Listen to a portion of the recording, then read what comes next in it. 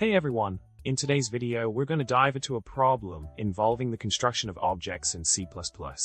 The problem revolves around a struct called vector with specific constructors, and a function makeVectors5, y5 if not 0, that returns different vectors based on a condition.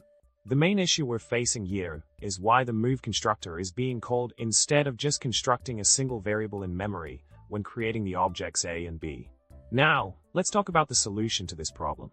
It seems like the behavior we're observing is due to a limitation in the GCC compiler, which fails to optimize the branch in this specific scenario. This lack of optimization leads to the unnecessary calling of the move constructor, causing unexpected behavior during object construction and return.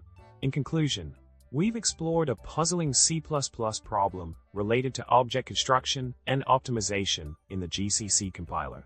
Understanding these nuances can help us write more efficient and predictable code. Thanks for tuning in, and remember to subscribe, like, and drop a comment with your thoughts. Keep coding and stay curious.